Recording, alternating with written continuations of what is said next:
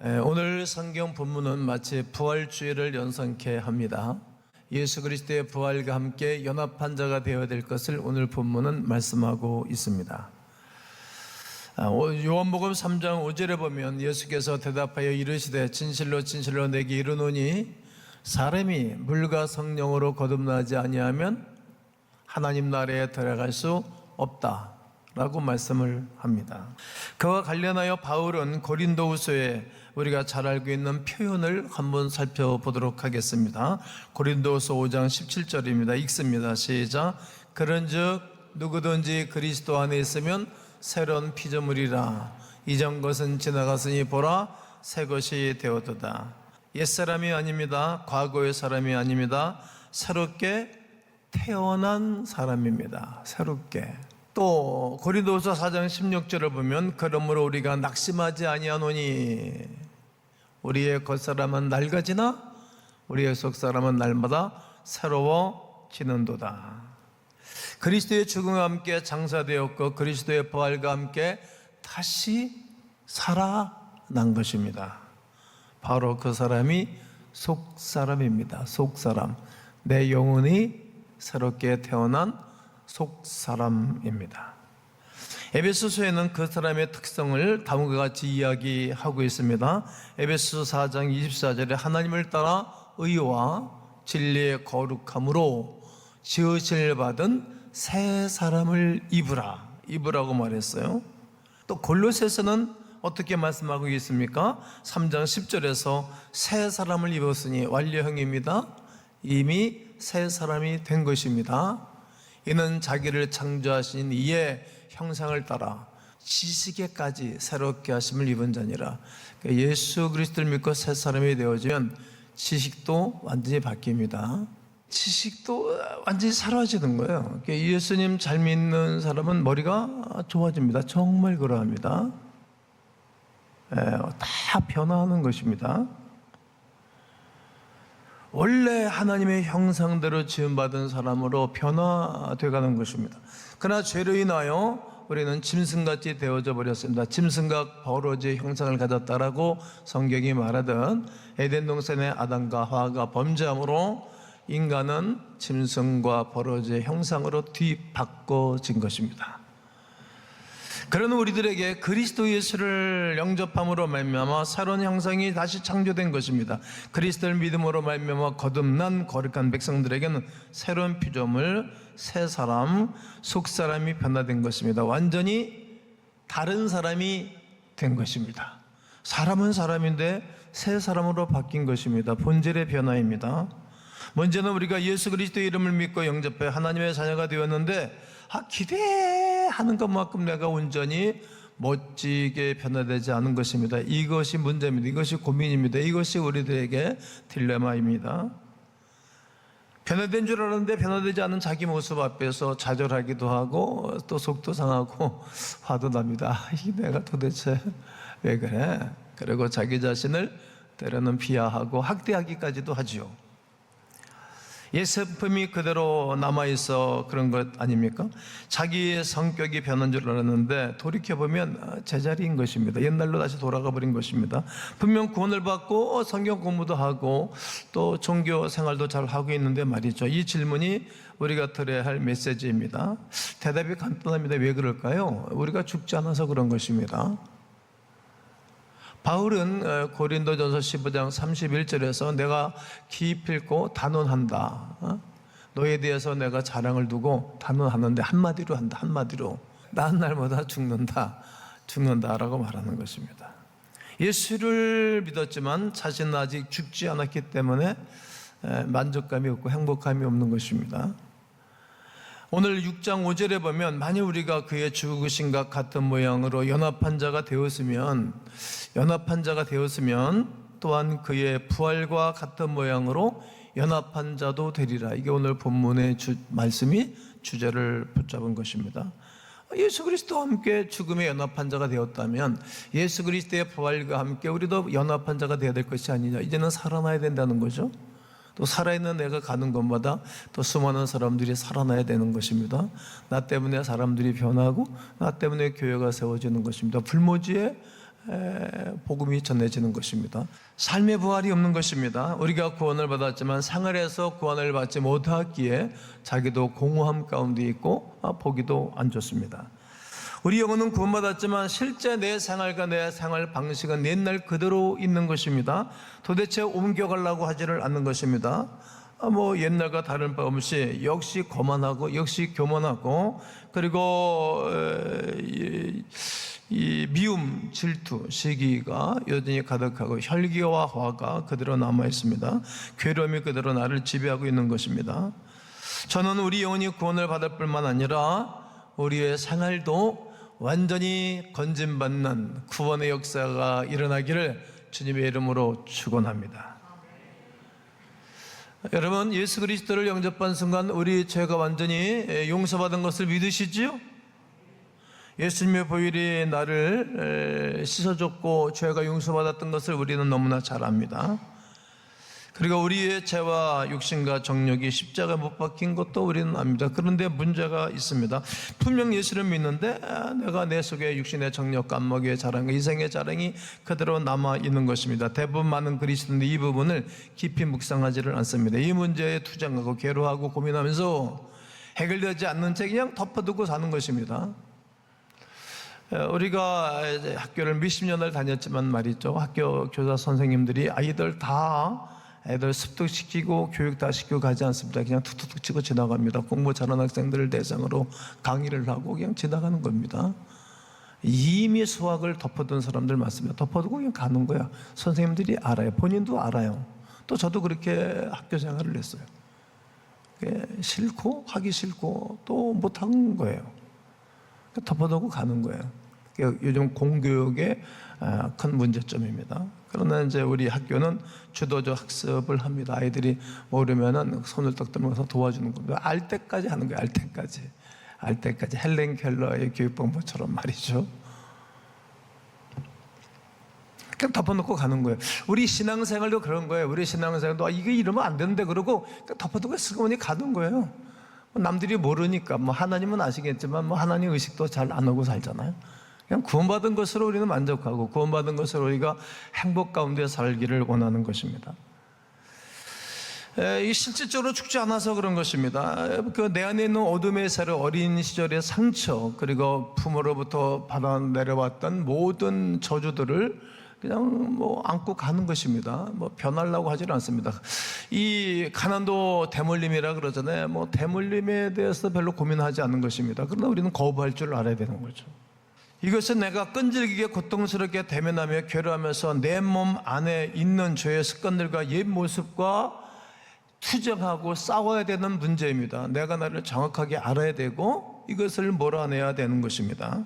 오늘 보면 6장 6절이 이것을 잘 답을 주고 있습니다. 우리가 알거니와 우리의 옛사람이 예수와 함께 십자가에 못 박힌 것은 죄의 몸이 죽어 다시는 우리가 죄에게 뭐하지 아니하게 하려면이라 종노릇 하지 아니하려 함이니.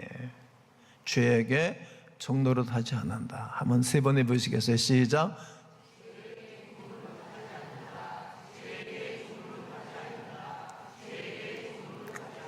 죄에게 종노릇 하지 않은 거예요.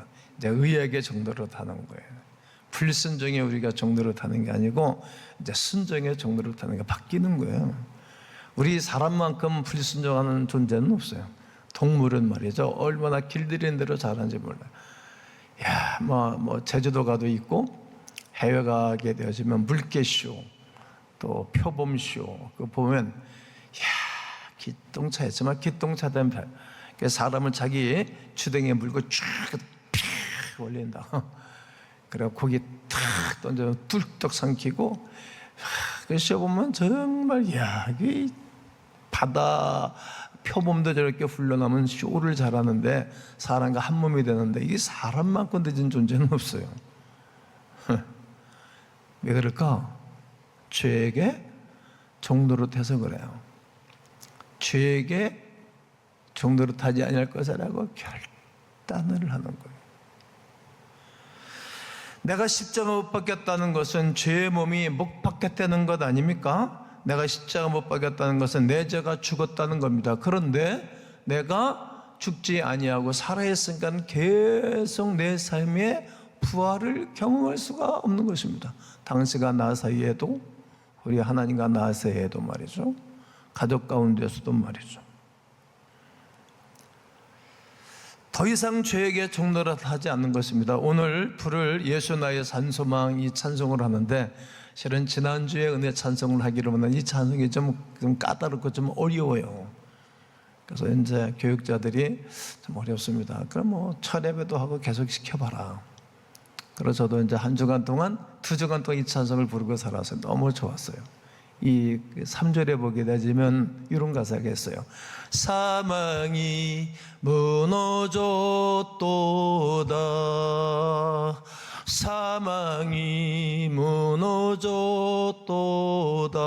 예수 그리스도께서 이 땅에 오셔서 십자가에 못 박혀 돌아가심으로 말미암아 사망이 무너진 거예요. 사망이 완전히 무너진 거예요. 그러니까 생명이 세워진 거예요.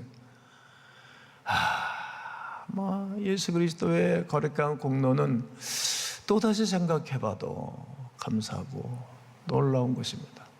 오늘 속죄함 받은 사람은 이 찬송 했잖아요. 늘 마음이 새로 성령이 오셔서, 이 찬송 하지 않습니까? 그냥 찬송마다 은혜가 출출 넘치지 않습니까? 내 안에 있는 죄악이 완전히 죽었고 사망이 무너진 것입니다. 그런데 현실에서 내가 왜 내 안에 죄가 왕노릇하는 것입니까? 왜 다 된 것 같은데 계속해서 돌이켜보면 내 안에 죄가 반복하여 먹고 마시게 되는 것입니다. 이유가 뭘까요? 안 죽었기 때문에 그런 것입니다. 이 잘 죽은 거에 대해서 바울이 고린도전서 15장 31절에서 내가 단언코 말하노니 나은 날보다 죽노라, 이 말이 무슨 말인가 하면, 이 사람은 누구한테 얻어맞는 것을 용납하지 않는 사람이에요. 유대인들의 그게 전형적인 교육 방법이거든요. 어려서부터. 요즘 여러분 하마스를 공격을 하는데 막 갖다 퍼버리잖아요. 10배를 막 갖다 퍼버리는 거예요. 막. 그게 다 사상입니다. 사상. 어디서? 성경. 용서가 없는 거예요. 이렇게 어려서부터 사상, 이 성경을 교육받고 컸어요. 그러니까 자기 외에는, 유대인들 외에는 사람들이 안 보이는 거예요. 이방인들은 개 취급한 거예요. 개 취급. 그러니까 막 사람들을 마구 대하는 겁니다. 오죽하면 스데반 돌려쳐 죽였잖아요. 참. 그런데 예수님 만나고 나니까 자기 안에 사망이 왕노릇한 것을 아는 거예요. 그러니까 사람을 죽이지. 여러분, 종교가 사람을 죽이고 종교가 사람을 무시하면 그 종교에서 빨리 빠져나와야 되는 거 아닙니까? 그게 종교입니까? 그건 악이지요. 또 하나의 악한 집단이 되는 것입니다. 예수를 만나고 난 다음에는 사람들을 사랑하는 거예요, 영혼을. 그러니까 이제 유대인들 입장에서는 변절자죠. 변절자. 그러니까 유대인들이 저 바울 때문에 막 너무 약이 오르는 거예요. 왜냐면 변절자일 뿐만 아니라 수없는 자기의 동료들이 바울 때문에 예수께로 가니까 신흥 종교로 본 겁니다. 신흥 종교로. 그러니까 사람을 죽이는 거예요. 그러니까 이제 유대인들의 40명이 결의를 해가지고 우리가 저 바울을 죽이기 전에는 밥도 먹지 않을 것이다. 그리고 바울 죽이 프로젝트를 잡아 돌리는 거예요. 그러니까 바울이 더 영성이 있었던 것은 거기서 살아남아야 되니까 도망가고 또 도망가면서 얘네 같으면 맞짱을 뜨고 죽이지. 근데 마저 죽는 거예요. 그러니까 루스드에 들어가서 복음을 전가하는데 붙잡혀가지고 얼마나 많이 때렸는지 죽은 줄 알고 유대인들이, 그래서 이제 들것에 담아서 선박을 던져버렸어요. 영문 밖에 던져버리듯이. 그래서 살아서 도망가서 몸이 회복한 다음에 그 루스드에 또 들어가서 복음을 전하는 거예요. 바울의 삶을 보면 구원받은 사람이 너무나 확실한 거예요. 자기 안에 사망이 무너졌고 죄가 왕노릇하던 그가 이제는 생명이 왕노릇하니까 그건 마저 죽는 거예요. 결국은 맨 마지막에 로마에 가서 순교하지 않습니까? 옥에 갇힐 일이 아닌데 옥에 가둬버렸어요. 그렇다면 옛날에 바울이 이 로마 시민권을 가진 시민권자니까 자기 권력 가지고 사람들 공격할 수 있는데 그런 거 하지 않아요. 그리고 감옥 안에서 찬송하고 기도하는데 성령이 역사하셔가지고 간수가 구원을 받고, 그리고 그로 말미암아 필립보 유명한 교회가 세워지는 것입니다. 조이 복음. 이렇게 그는 육으로 죽은 자의 삶을 사니까 영이 산 것입니다. 영이. 내 습관이 그렇게 쉽게 없어지면 좋지만 그렇지 않습니다. 옛사람이 죽기까지 깨어지고 녹아지긴 과정은 정말 기가 막힙니다. 때로는 자존심이 상하고 몸부림치고 시간이 걸리고 고통스럽고 소리를 지르고 싶을 때도 있답니다. 눈물을 흘리는 거죠. 하나님이 나를 본질적으로 변화시키기 위하여 때로는 하나님의 방법들이, 역사하는 방법이 있었습니다. 병들게 하는 거예요. 그러면 사람이 뭉청겸손하죠. 그 콧대가 높고 교모하던 그 사람이 말이죠, 죽을 병 걸리면 얼마나 겸손한지 몰라요. 내 손을 붙잡아요. 요즘은 제가 안수자를 하지 않는데, 안수하다 지나가면 내 자기 머리에 손을 주면 손을 안 띄워. 꽉 얹어놓고 기도해달라. 왜? 죽을 거니까. 얼마나 겸손하지는지 몰라요. 그렇게 사람을 거룩하게 만드는 것입니다. 하나님을 온전히 경외할 수 있는 사람으로 만드는 것입니다. 어떤 때는 인간관계가 복잡한 거예요. 자식이 너무 속상해서 자존심 다 긁어버리는 거예요. 어떤 때는 경제적으로 고통을 겪게 합니다. 그때 겸손해지죠. 아이들이 이상해지고 경제적으로 힘들면은 방법이 없어요. 하나님 앞에 엎드리는 길밖에. 자기가 없어지는 거예요. 이런 과정을 통해서 하나님은 죄로 물든 영혼을 거룩하게 하십니다. 온전하게 하십니다. 소성시키는 것이며 이것이 하나님의 방법입니다. 이런 일을 겪고 이런 일을 당할 때 대개 사람들이 하나님 나를 버리셨나 보다, 하나님 살아계시면 뭐 하는 겁니까? 하나님 나를 사랑하지 않는 것 아닙니까? 이렇게 넋두리를 하는 것입니다. 또 이렇게 아직까지 녹아지고 변화되지 않는 사람들은 하나님을 원망하고 하나님 앞에 항의하기도 하지요. 여러분, 모세가 홍해 앞에 있습니다. 뒤에는 애국 군대가 막 쫓아왔습니다. 바다 앞에 보니까 사면초가예요. 그리고 또 반기를 들었어요. 잡족들이라고 하는 것은 어떤 것인가 하면, 이제 애굽에는 오늘로 말하면 최고 잘 사는 미국 같은 나라, 일본 같은 나라, 한국 같은 나라니까 전 세계 사람들이 모여서 살았어요. 근데 그 중에 유대인들과 가까운 사람들이 있잖아요. 유대인들의 정보를 이 사람이 찾으니까, 한 직장에서 일하려고 좋은 관계 속에 있으니까 이 사람들이 얘기한 거죠. 유월절에 대한 이야기를. 그러니까 이들이 따라온 거예요. 그러니까 직장생활에서 우리가 얘기하는 거예요. 예수에 대한 이야기를. 그럼 그들이 우리 때문에 예수를 믿게 되는 것입니다. 이들이 신앙의 뿌리는 없었지만 친구의, 직장의 동료들로 말미암아 함께 출애굽을 한 겁니다. 엑소덕스를 한 거예요. 근데 이들이 잘 나갔는데 홍해 앞에 이르고 뒤에 특별병거가 따라오니까 이들이 반기를 들은 거예요. 뭐라고 얘기했는 것인가? 우리가 애굽으로 돌아갑시다. 애굽에 돌아가면 먹을 것이 있고 우리가 다시 돌아갑시다. 이렇게 반기를 든 거예요. 이게 아주 어려운 거거든요. 여러분, 한국에 들어와 있는 탈북인민들이 엄청나게 많고 간첩들이 엄청나게 많은 건 난 압니다. 근데 이제 만약에 전쟁이 일어나면 그들이 똑같은 예비군복이 있고 반기를 들면 이게 어디다 총질을 해야 되는지 모르는 거예요. 이래가지고 골치 아픈 일이거든요. 이런 일이 이제 이 상황이 있었던 것입니다. 그때 모세가 취한 방법은 다른 방법이 없어요. 자기가 죽는 길밖에 없는 거예요. 모세 멱살을 잡고, 네가 우리를 홍해 바다에 수장시키고 무덤이 없어서, 장지가 없어서 여기다 물에다가 우리를 죽이려고 끌고 나왔냐? 멱살 잡고 또 항의를 했습니다. 그때 모세가 다른 방법을 취한 것이 아니고 한 손은 하나님을 향해서, 한 손은 바다를 향해서 이렇게 밤새도록 기도했어요. 밤새도록. 여러분, 손 들고 여러분 30분, 1시간 있어 본 적 있습니까? 한 번들 해보시죠. 어렵죠?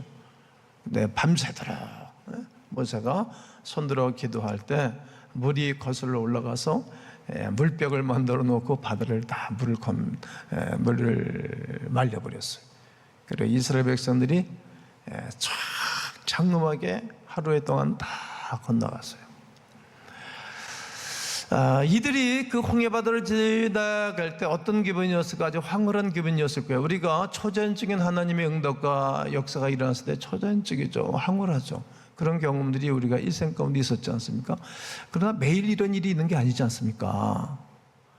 여러분, 저에게 이런 일들이 여러 번 있었는데 매일 그러지 않습니다. 엄청난 하나님이 쭉 나타나가지고 쭉쭉쭉 역사하면 좋은데 그렇지 않은 거예요.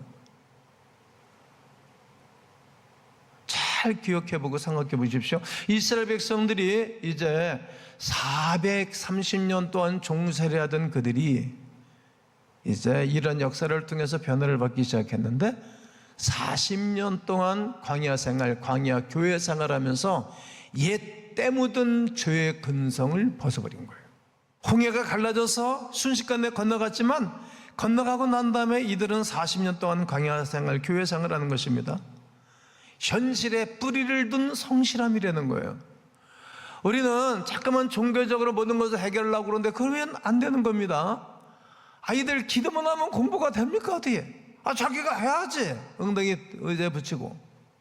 목사가 컨설만 치면 됩니까? 안 됩니다. 목사도 고민하고 뼈를 깎는 고통을 느끼면서 준비를 하고 그래야 되는 것 아니겠습니까? 아무것도 없는, 누릴 것 없는 그곳에서 살아가는 것이 신앙생활입니다. 여러분, 광야는 있을 것은 없고 없을 것이 있는 것이 광야 아닙니까? 거기서 살아야 되는 거예요. 어떻게? 현실에 적응하면서 말이죠. 거룩은 어떤 것입니까? 자신을 깨어 부수는 것이 거룩입니다. 고통입니다. 여러분, 순교를 지키는 것이 얼마나 어렵습니까? 성경은 네 오른손이 범죄하면 빼어버려라, 오른손이 범죄하거나 잘라버려라, 오른발이 범죄하면 발을 잘라버리라는 거예요. 죄를 짓고 온전한 건강한 육체로 사는 것보다는 잘라버리고 아픔을 겪고 난 다음에 온전하게 살아가는 것이 유익하다고 산상수훈에서 주님이 말씀을 하시는 것입니다. 이런 아픔입니다. 죄를 잘라버리는 아픔, 세상과 단절하는 아픔 말이죠. 기도하면서 여러분 따라해보세요. 순결하게 하옵소서. 이렇게 외치고 간구해야 되는 것입니다. 그런데 아무리 외쳐도 소용이 없어요. 왜 그렇습니까? 유기몸을 가졌기 때문에 그런 것입니다. 거룩하게 되고 싶다는 것이 얼마나 많은 고통이 따르는 것입니까? 순결하기 위해서 엄청나게 많은 고통이 우리에게는 따라온다는 겁니다. 다시 말씀드리지만 종살이 죄악 가운데 살아갔던 그 옛날 것을 벗어버리기까지는 엄청난 고통이 지불되어져야 되기 때문입니다. 내가 죽는다는 것은 생각만으로 되는 것이 아닙니다. 오늘 그 뒷받침하는 말씀이 7절인데 7절을 다 함께 읽습니다. 시작. 이는 죽은 자가 죄에서 벗어나 의롭다 하심을 얻었습니다. 다시 시작. 이는 죽은 자가 죄에서 벗어나 의롭다 하심을 얻었습니다. 죄에서 벗어나 의롭다 하심을 입은 것입니다. 둘째, 사망의 일을 다시 주장하지 못합니다. 진짜 죽으면 죄와 죽음이 영향을 미치지를 못하는 것입니다. 이렇게 정직하게 태어나는 일이 쉽지 않습니다. 두 가지 조언을 해드리고 싶은데, 첫째 조언 따라해보세요. 예수님이 하셨던 방법입니다. 자기가 안 죽으니까 예수님이 겟세마네 동산에 가서 바위 맞도록 기도하셨어요. 하나님, 나 이게 십자가 지기가 어려운 거 힘든데 할 수 있으면 이 잔을 내게서 지나가게 해주십시오. 이 말은 십자가 길을 안 가고 갈 수 있으면 좋겠습니다. 그 일 때문에 오셨는데도 힘들었던 거예요. 여러분, 사람들에게 무시를 당하고 마저 죽는 길을 좋아하는 사람은 없지 않습니까? 그런데 기도하다 보니까 성령이 오셔서 역사하시고 천사가 와서 도와줬어요. 나는 원이로되 하나 내 원대로 해야지 마시고 아버지 원대로 되기로 합니다. 응답받고 난 다음에 그냥 매맞으러 가는 길을 선택하신 거예요. 죽음의 길을. 그리고 인류의 죄악을 감당하는 자리로 가셨어요. 기도하면 힘든 일을 감당하고 나를 죽는 훈련을 하고 이겨내는 것입니다. 그리고 두 번째는 전쟁을 선포하는 것입니다. 자신의 힘만으로는 이 전쟁이 부족한데 하나님의 도우심이 필요한 것입니다. 성령님을 의지하십시오. 성령님을. 갈라디아서 5장 16절에 내가 이르노니 너희는 성령을 따라 행하라. 성령을. 네 생각을 따라 행하지 말고 당의 당력을 따르지 말아라. 이게 어려운 거예요. 우리가 이런 딜레마에 빠져서 또 어떻게 할 것인가? 우리가 성령을 의지하는 거예요. 성령을 따라 행하는 거예요. 그러면 육체의 욕심을 이루지 아니한다. 성령으로 육체의 속을 억누르고 죄의 권능을 무력화시켜야 되는 것입니다. 오늘 10절을 읽겠습니다. 설교를 이제 다 했습니다. 시작. 그가 죽으심은 죄에 대하여 단번에 죽으시며 그가 살아계심은 하나님께 대하여 살아계심이니. 그렇습니다. 예수님의 죽으심은 죄에 대하여 죽은 것이요 그의 부활하심은 우리를 위하여 부활하신 것입니다. 그분과 함께 부활의 놀라운 능력을 따라 살아가야 됩니다. 이제 11절에 보면 이와 같이 너희도 너희 자신을 죄에 대하여는 무슨 자요? 죽은 자. 이제는 죄에 대해서 죽었다고 선포하셔야 됩니다. 예수 안에서 하나님께 대하여는 살아있는 자로 여길지어다. 예수 안에서 살아있는 자로 한 주간을 살고 평생을 살아가면서 여러분들이 가는 곳마다 생명을 잉태하고 생명을 살려내는 하나님의 사람들 되시기를 예수의 이름으로 축원합니다.